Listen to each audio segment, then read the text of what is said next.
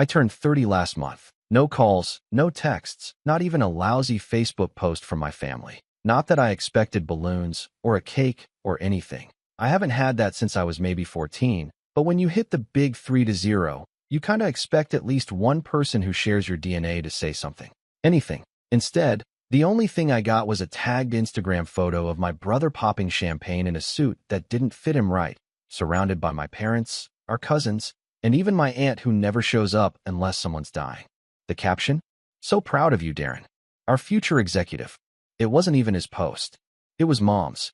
I'm Nathan, by the way. Just Nate. Unless you're my mom and you're mad at me for something stupid like forgetting to RSVP to Christmas dinner, even though I was never invited. I work in tech. Not the flashy influencer kind of tech, but the behind-the-scenes, late-night debugging, high-stakes deals kind. I don't talk about it much, because honestly, nobody in my family ever really asks. Or listens when I try. I've been the quiet one since forever. The kid who brought books to family reunions, who stayed in his room while Darren hosted pool parties downstairs. I used to think that if I just kept my head down and did well, they'd eventually notice. Turns out, all it did was make me invisible. The thing about Darren is, he's loud, charismatic. He walks into a room and immediately makes it about him. And people love that. They eat it up. Especially our parents. I can't count the number of times I've watched him fail upward. Like when he dropped out of college after 2 years and somehow spun it into a strategic pivot to work in marketing. Or when he got fired from his job at that startup and Mom told everyone he left to pursue bigger opportunities. I swear, if Darren tripped and fell face first into a sewer, Dad would say he was scouting real estate for a luxury underground bar. So when I saw the picture of the champagne and the poorly fitted suit and the entire family clapping like trained seals, I knew something big must have happened. And sure enough, I found out later that day, not from them, of course, but through a colleague. Darren had just been offered a junior exec position at a major partner company. The same company my team recently finalized an acquisition deal with. A company whose new hiring strategy one personally reviewed. A company where, thanks to a recent merger, I now sit on the internal hiring board. I knew his resume when I saw it. Knew the puffed-up language, the exaggerated accomplishments, the creative formatting. But I let it slide. Approved it, even. Not because I believed in him. I didn't. But because I thought, maybe this would finally be the thing that got him on his feet. Maybe if he had something real, he'd stop sucking attention out of every room like a vacuum. But then came my birthday. Or rather, the lack of one. I had taken the day off. Ordered in some good food. Put on an old movie I loved as a kid, The Iron Giant. If you're curious, and told myself I didn't care if nobody called. Around 4 p.m., I broke and checked my phone. Still nothing. But right there at the top of my feed was a story from my cousin Emily. Darren standing in front of a banner that said, "Congrats, Darren." In Comic Sans, holding a glass of scotch like he was some kind of Wolf of Wall Street knockoff. My parents were on either side of him, beaming. There were streamers. Balloons. My mom had made her famous lemon cake. The one she only brings out for special occasions. I watched them all take turns giving toasts, laughing, clinking glasses. My aunt even got emotional and called him the pride of the family. I sat there, alone in my apartment, with lukewarm takeout and a movie that now just made me feel like a lonely kid again. And yeah, I'll admit it, it hurt. More than I thought it would. I hadn't cried on my birthday in years, but that night I did. Just a little. Quietly. Angry tears, mostly. Not because I wanted a party, but because they couldn't be bothered to remember I existed. Because the only time I'm ever mentioned in that house is when someone needs help with a router or to brag about how their other son works in Silicon Valley. Later that night, I texted my mom. Just, "Hey, saw the celebration. Hope it went well." She replied 2 hours later with, "Oh, sorry, sweetie. We meant to invite you, but figured you'd be too busy. You're always so busy these days." I didn't respond. What was the point? But here's where things start to get interesting. Because a week later, Darren called me. No, hey bro, no small talk. Just straight to the point. "So, I heard you're on the hiring board now. At Nexa?" I could hear the hesitation in his voice. The way he tried to sound casual, but couldn't quite pull it off. "Yeah," I said slowly, already guessing where this was going. "Well, you might have seen my offer letter come through. Just wanted to say thanks for the green light, man. I know we don't talk much, but I appreciate it." I wanted to say something. To ask him why he didn't think to invite me to the party. why he hadn't said a word about my birthday.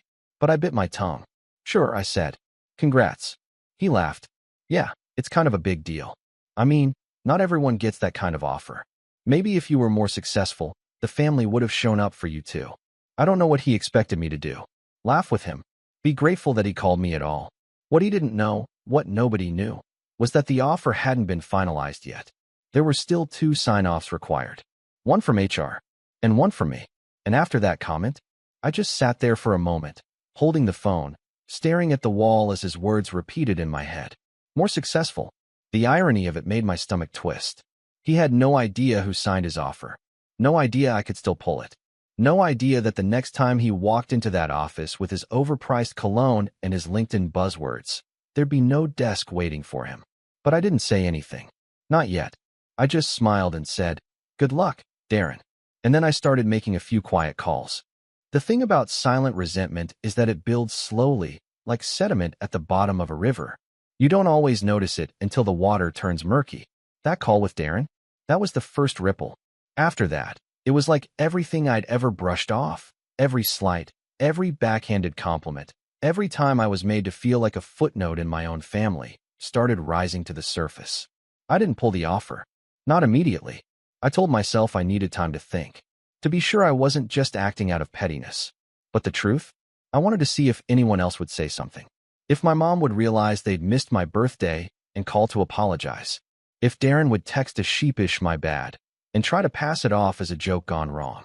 If Dad, who rarely talks unless it's about the weather or stocks, would even acknowledge what had happened. But nothing came. A few days after the call, I got a group text from my mom. Family dinner next Saturday to celebrate Darren's big step forward. Hope everyone can make it. Everyone. She still hadn't even sent me a private message about my birthday. I stared at it for a long time. No mention of the dinner being optional or casual. No asking if I was free. Just a blanket assumption that we'd all show up and clap for Darren like always. Like it was our job. I didn't reply. The next day, my Aunt Lisa called me. She's the only one in the family who's ever really treated me like a person instead of a backup generator for when Darren's ego ran low. She teaches high school English, lives 2 towns over, and has this uncanny ability to sense when something's wrong. "I saw your mom's message," she said, skipping the small talk entirely. "You okay?" "Peachy," I muttered, just figuring out how to wrap a golden pedestal in gift paper. She snorted. "That bad, huh?" I didn't say anything. I didn't have to. "I can skip it," she offered. "We could do something else. Just the 2 of us." "No, go." "Really?" I said, even though I meant the opposite. "Don't make it a thing." "You sure?" "I'm used to it," I replied. And I was. But that didn't make it easier. When the day came, I didn't go to the dinner. Instead, I spent the evening reorganizing my bookshelf, which sounds boring, but something about alphabetizing my chaos helped me feel in control. Around 9 p.m., my phone buzzed. A picture from my cousin Emily again. Darren holding up a gold-framed certificate that said Future VP in big letters. Mom had printed it out herself, probably at her office, like it was some kind of homemade diploma. They were all there again. The cousins. The aunts. Even Grandma June, who hasn't left her house in a year unless there's a wedding or someone's dying. She was sitting at the head of the table, smiling at Darren like he'd just cured cancer. I watched the video clips in silence. At one point, someone handed Darren a mic speech. "Speech," they chanted. He stood, glass in hand, and smiled like he was already practicing for TED Talks. I just want to say this job is going to be the start of something big. Not just for me, but for the whole family. And you know, I've always said this, success doesn't happen alone. It takes support, belief, encouragement. He paused dramatically. And thankfully, I've always had that here. With all of you. My biggest fans. There was applause. A few whoops. I felt something in my chest tighten like a vice. He didn't thank me. Didn't even mention me. The next morning, my mom called. I let it ring out the first time. Then again. On the 3rd try, I picked up. "Hey, sweetie," she said, too cheery. "We missed you last night." "Yeah," I said. "I saw." She laughed like I was joking. "It was such a great night. Darren gave the sweetest speech. He's really matured, hasn't he?" I didn't answer. She filled the silence with more updates. What Aunt Miriam wore, how the lemon cake turned out, how Grandma June even stayed past 10. Eventually, she landed on her real reason for calling. "By the way, Darren mentioned you might have had something to do with his job offer? I raised an eyebrow. Might have. Well, he said you work with that company or something. You never really explain your job, so I wasn't sure. Right. Because the years of explaining what a product manager does apparently never sank in. I sit on the hiring board, I said flatly. I approved his application. There was a pause. A long one. Oh, she said finally. Well, isn't that nice? So thoughtful of you. See, you do support your brother. That should have been the moment she thanked me. Acknowledged my role. But instead, she sounded like I'd bought him a coffee. And I guess that means you're doing pretty well too, huh? She added, almost like an afterthought. Maybe one day you'll get promoted to executive too. I stared at the phone. That vice in my chest twisted again. Yeah, I said. Maybe one day. I hung up not long after. The next week, the favoritism reached new heights. Mom started posting old photos of Darren as a kid on Facebook. Our little leader in the making, with captions about how proud she was. Dad shared a LinkedIn post Darren had written, or probably copied, about rising through adversity and chasing dreams. Even Grandma June sent out a handwritten note to the extended family, talking about how Darren was carrying the family legacy forward. Legacy? Meanwhile, I hadn't even gotten a text about the quarterly update I helped oversee, a project that saved our parent company millions. Not that I expected my family to care about cloud infrastructure migration, but a well done might have been nice. Then came the betrayal. I got a call from HR. Hey Nate, just a heads up, said Melissa, our HR manager. We've got a weird situation with one of the junior exec offers. My stomach tightened. Which one? Darren Sullivan. Your cousin, right? Brother. Right. Well, it seems he's already updated his LinkedIn with the title and company. Says he's incoming VP of strategy, which isn't even the role he was offered. And he's been contacting team leads directly, trying to get a head start. We've had 3 managers complain already. I closed my eyes. It hasn't even been finalized. Exactly. The background check is still pending, and we haven't received his signed NDA. And he's calling himself VP? Yep. And reaching out to people above his level like he's running the place. One manager said he referred to them as his future subordinates. I didn't say anything for a while. Nate, do we need to be worried? She asked gently. I took a breath. No, not anymore. After I hung up, I sat in silence. The weight of everything pressing down on me like a boulder. That was it. The moment I realized it wasn't just harmless favoritism anymore. It wasn't just being the forgotten son, the backup, the afterthought. This was someone using my name, my position, to inflate himself while disrespecting the very people who made it possible. He didn't care. None of them did. And suddenly, the silence I'd always tried to maintain didn't feel noble anymore. It felt complicit. I opened my laptop. I pulled up the internal portal, and I stared at the offer status. Pending. 2 buttons below. Approve. Rescind. I didn't click anything yet, because first, I had one more thing I needed to do. I picked up my phone and called Darren. He picked up on the second ring, sounding smug as ever. Hey bro, what's up? Finally calling to congratulate me. Something like that, I said. He chuckled. You see all the love online? It's wild, man. People are already messaging me about potential partnerships. Feels good to finally be where I belong, I didn't respond. He kept going. Honestly, I owe you, bro. Without that green light, none of this would have happened. So thanks. Really. Even if you didn't come to the dinner. You mean the one on my birthday? There was a pause. Just long enough for the guilt to surface. If he had any. Right, he said finally. About that. I mean, come on, man. You know how it is. We figured you were busy. And besides, you don't really do birthdays. I clenched my jaw. You don't get to decide that. Another pause. Then, all right, relax. Don't get all emotional. It's not that deep. I took a breath, but it came out shaky. It is, I said. It's deeper than you think. He laughed again.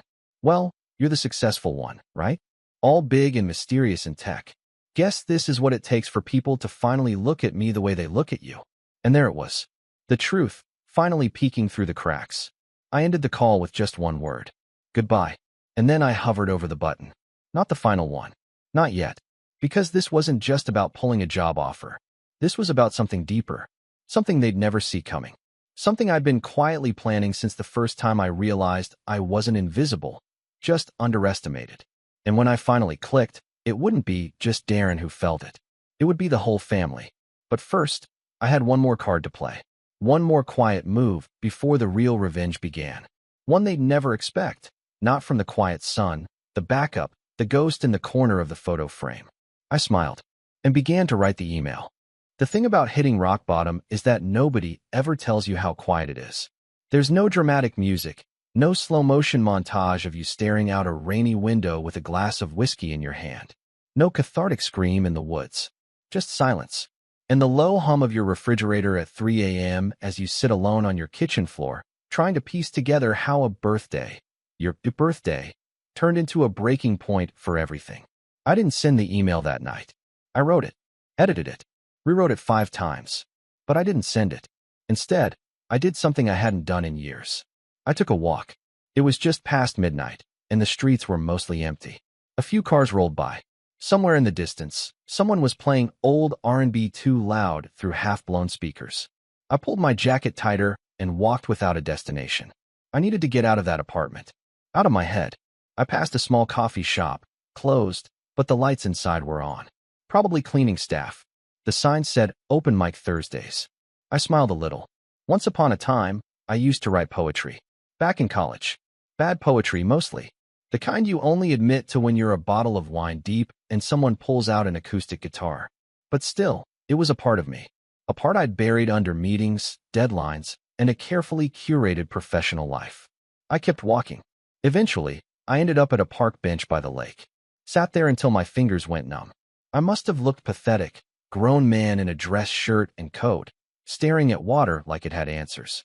But that night, I didn't feel angry. I felt small. Not in a self-pitying way, just reduced. Like all the noise, the expectations, the resentment, it had all been stripped away. And what was left was the simple, aching question I hadn't let myself ask in years. Why wasn't I enough for them? Not good enough to be celebrated. Not loud enough to be heard. Not proud enough of myself to stop waiting for their permission to feel proud. That question lingered for days. I didn't tell anyone what was going on. Not my coworkers, not my friends. Not even Aunt Lisa. I went to work, sat in meetings, signed documents, gave feedback on prototypes, smiled politely at Darren's name in our internal dashboard, still marked as pending offer. And then something shifted. It started small. During a strategy meeting, our CEO, Marcus, a sharp but surprisingly kind guy with a habit of doodling on whiteboards mid-sentence, asked a question about a potential acquisition target. Anyone familiar with their back-end operations? I was. I'd done a personal audit weeks ago, just out of curiosity. So I raised my hand. Actually, yeah. Their data pipelines are brittle, patched together with third-party scripts. They're scaling too fast for the infrastructure they've built. It'll collapse in 2 years unless someone reinvents their base. Everyone looked at me. I wasn't used to that. Interesting, Marcus said. You free to lead due diligence? I nodded. Good. You're on point. That moment came and went. No applause, no parade. But something about it stuck with me. Someone had seen me. Not as a backup. Not as Darren's brother. Not as a mysterious tech guy. Just me. Capable. Sharp. Quiet. But not invisible. In the following weeks, I took the lead on 2 more projects. I was promoted to senior strategy lead in a meeting so casual, I almost didn't realize it was happening until I saw the email confirmation. Suddenly, people were asking for my input. Not out of obligation, but respect. Outside of work, I started to do things for myself again. Little things, like picking up a secondhand piano keyboard from Facebook Marketplace. I used to play as a kid, until Darren accidentally spilled soda into the keys and my parents never replaced it. This one had a few sticky notes from the previous owner, chords scribbled on them, smiley faces and Sharpie. I like that. Some nights, I'd play for hours. Just me and the keys, making up melodies that nobody would hear. I also started going to that coffee shop, the one with the open mic. I never read anything, not yet, but I'd sit in the back and sip bad coffee while strangers poured their hearts out. Some were terrible, some were brilliant. All of them were brave. That inspired me. So I opened a blank document and started writing again. Not poetry this time, just thoughts, journal entries, fragments of memories I hadn't thought about in years. Like the time I won first place in the state science fair and Mom said, "That's nice, but Darren's soccer team made playoffs." And we all went to Olive Garden to celebrate that instead. I wrote about the year I paid off my student loans in silence while Darren asked Mom and Dad for another small loan to cover his entrepreneurial endeavors. They gave it to him, of course. I wrote until I couldn't feel my fingers. And slowly, something inside me began to heal. I wasn't angry anymore. Not in the same way. The pain was still there, sure, the kind that leaves a permanent bruise you forget about until someone presses down too hard. But it wasn't running me anymore. Then, one night, I got a message. From Emily, my cousin, the one always recording videos and tagging people in champagne toasts. Hey, I know things have been weird lately. Just wanted to say I saw what Darren posted earlier, and yeah, that was messed up. You okay? I blinked. Darren. I opened LinkedIn, and there it was. A post from Darren's profile, now updated with our company name, complete with the title, Incoming VP of Strategic Innovation. The post was long, too long, filled with vague buzzwords about growth, gratitude, and earning your seat at the table. But the part that hit hardest was the last line. I did this on my own. No handouts. Just grit. Handouts. My hands hovered over the keyboard. I started typing, angry, fiery responses. I deleted them all. Instead, I wrote, glad to see you're doing well. Hope you've also had time to finish the NDA and the onboarding steps. Let me know if you need help navigating our background check. I hear some exaggerations don't play well with compliance. I didn't send it. I just smiled. The next morning, I walked into HR. Melissa greeted me with a sigh. You saw the post? Yep. You still want to go through with it? I nodded. It's not just about the post. It's the pattern. She didn't ask more. She just pulled up the offer, rescinded it, and logged it in the system. I thanked her. Then I walked back to my desk, opened a new doc, and titled it, Legacy Isn't Given. Not for work. For me. A personal manifesto, maybe. Or the first essay in something bigger. A story not about revenge, not exactly, but about reclamation. About remembering who I am without the shadow of someone louder constantly looming over me. About the quiet kid in the corner who finally decided to stop asking for permission to be seen. But even then, I didn't feel triumphant. I felt steady. And then, that afternoon, the storm hit. An unexpected knock on my apartment door, followed by a voice I hadn't heard in weeks. Nate, open up. We need to talk. Now. I didn't move. But I heard him. Darren. And he did not sound calm. I took a deep breath, cracked my knuckles, and opened the door. He stood in the hallway, his hand frozen midair like he hadn't expected me to actually open the door. His face was red, not just from the cold.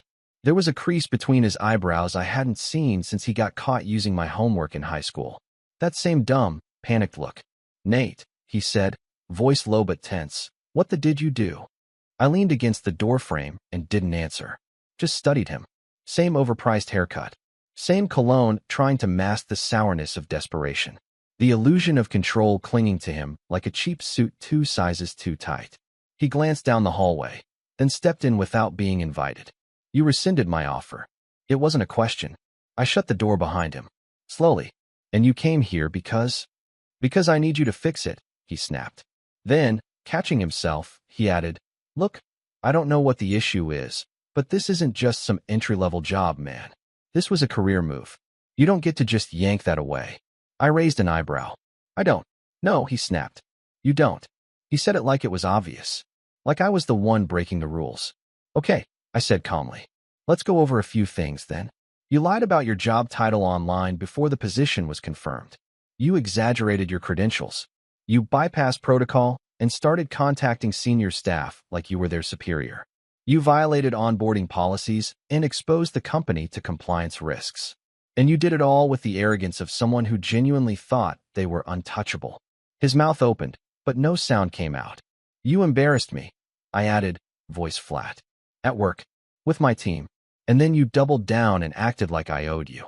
That's not how I meant it, he said quickly, stepping forward. I was just excited. I got carried away. Excited. I repeated. You said, and I quote, maybe if I were more successful, the family would show up for me. Then you called the job something it wasn't and strutted around like you earned it. He looked away. You didn't even thank me. I did. I called you. You mocked me, Darren. You took a swing and didn't even notice it landed. Silence. For a second, I thought he'd finally get it. That some flicker of humility might appear. But no. You seriously can't be doing this right now, he said, voice rising. Do you know how hard I've worked to get people to take me seriously? How many bridges I've built just to be seen as more than some failure? This job was my redemption, Nate. My turning point. I stared at him. Redemption built on a lie isn't redemption. It's branding. He flinched like I'd slapped him. But then he scoffed and threw his hands up. You've always hated me. Admit it. Ever since we were kids. I let out a breath. I don't hate you, Darren. I just stopped cleaning up after you. He stared at me for a moment, then turned toward the door. But before he opened it, he muttered under his breath, they're still gonna choose me. They always do. I didn't answer, because he wasn't wrong. Not yet. But I was about to change that. After he left, I sat in the dark for a long time. And for the first time in years, I felt something new, clarity. This wasn't just about Darren anymore. It wasn't just about a birthday or a job offer or being the family afterthought. It was about a lifetime of being made to feel smaller so he could feel bigger. It was about silence being mistaken for weakness. About how no matter what I built, they'd always assumed Darren's cardboard castle was a mansion and my steel fortress was just a shed. I opened my laptop, and I started laying the groundwork. Phase 1, the email trail. I forwarded the official rescind notice to Darren's professional email, the one he used to apply, with a note. Hi, Darren.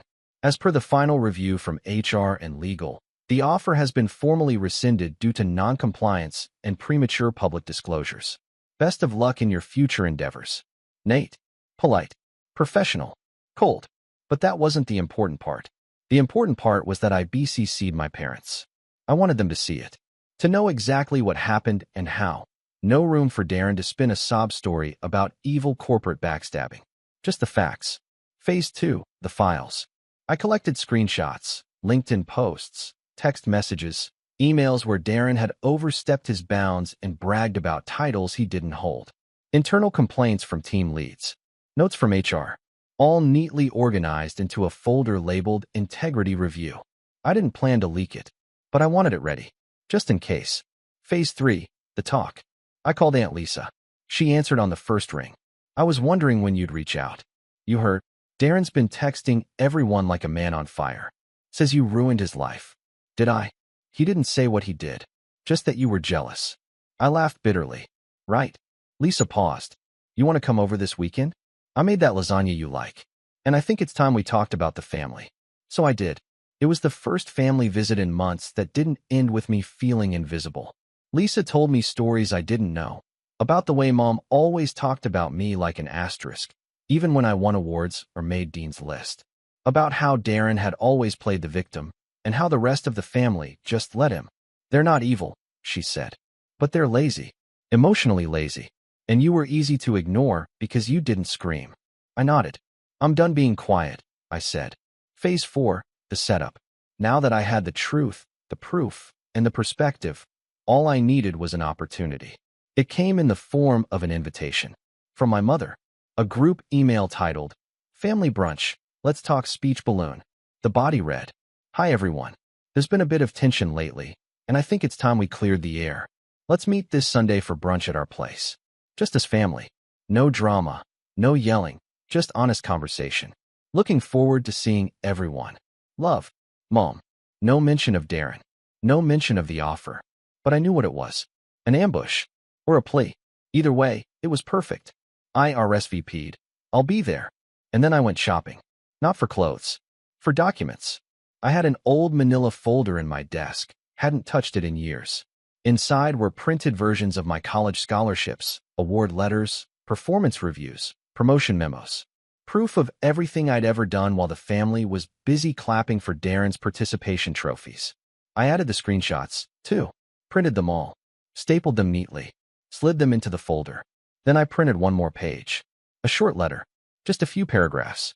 Addressed to my parents. I folded it once and placed it on top. When Sunday came, I showed up on time. Darren was already there, slouched on the couch like he owned the place, phone in hand, fake smile plastered on. My parents were bustling around the kitchen, overcompensating with too many croissants and nervous energy. Lisa gave me a quick squeeze on the arm. Emily mouthed, You good? From across the room. I nodded. I was ready. Okay, Mom said finally, wiping her hands. Let's sit. We gathered around the dining table. Plates. Coffee. Tension so thick you could chew it. Dad cleared his throat. So, I think we've all got some things to say. I waited. Let them talk first. Darren launched into a speech, something about betrayal, professionalism, family values. He sprinkled in just enough self-pity to look like a victim without outright blaming me. He was good. He always was. When he finished, all eyes turned to me, and I reached into my bag, pulled out the folder, placed it in the center of the table. "What's this?" Mom asked, already frowning. "My side," I said, "since nobody ever asks for it." And I let them open it. Let them read. Let the silence swallow the room as the truth spread out before them, page by page. But that wasn't the end. Not even close. Because tucked inside the folder, behind the letter, was something else entirely. Something none of them saw coming. And it would change everything. Forever. The silence that followed was so complete, I could hear the fridge humming from the other room. Nobody moved. Nobody blinked. The weight of the truth, printed out and plain as daylight, pressed against the table like a second centerpiece. Darren was the first to break. "What is this crap?" he muttered, flipping through the stack with growing panic. His eyes darted across the pages, screenshots of his LinkedIn post, internal HR flags, emails he'd sent boasting about his executive status, his name next to complaint reports from managers he'd cold called. "You've been collecting this?" "No," I said coolly. "This all happened in the last 3 weeks." Mom picked up a performance review, mine, from last quarter. The comments were glowing. There were hand-scribbled notes from the CEO, even a signed commendation letter for my work during a high-stakes transition deal. She didn't look at me. She just said, softly, "You never told us about this."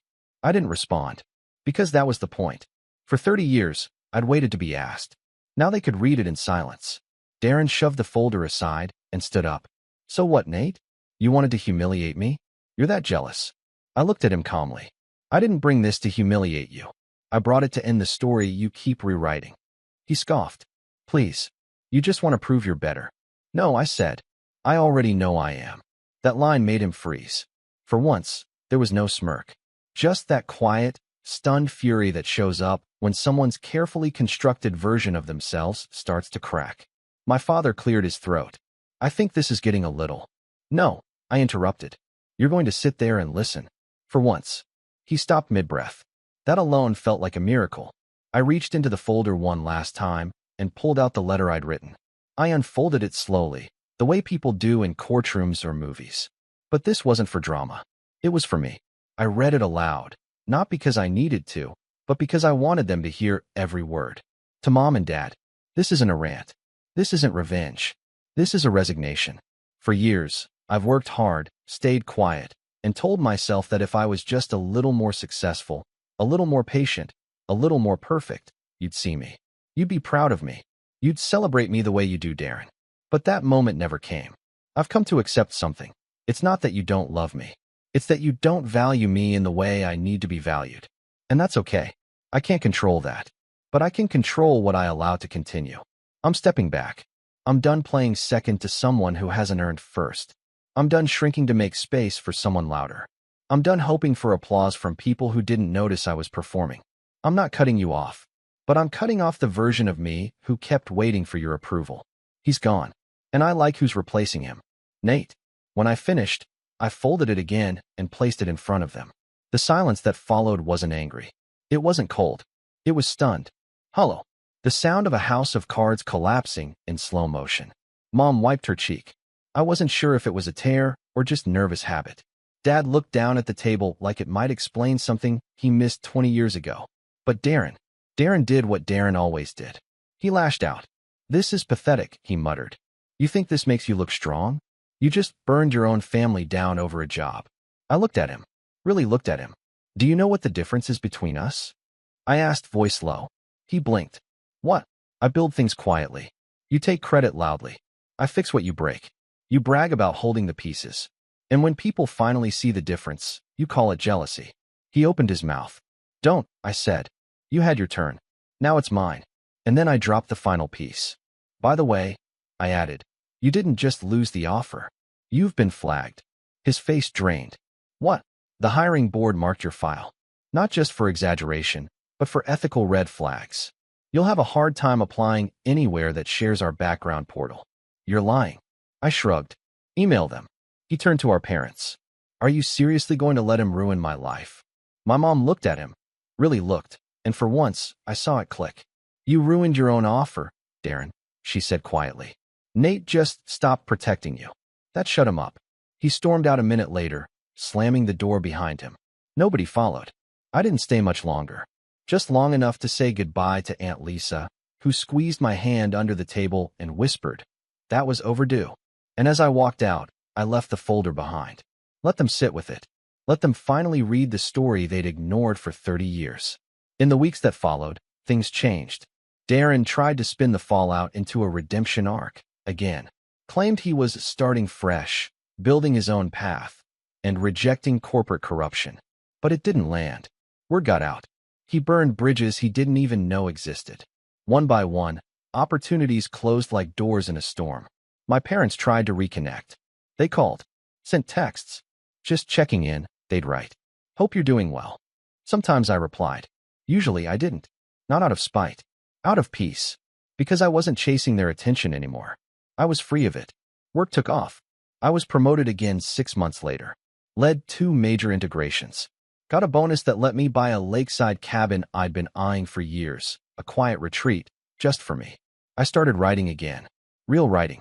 Essays, articles, reflections on tech and identity, and what it means to rebuild yourself from scratch. One of them went viral.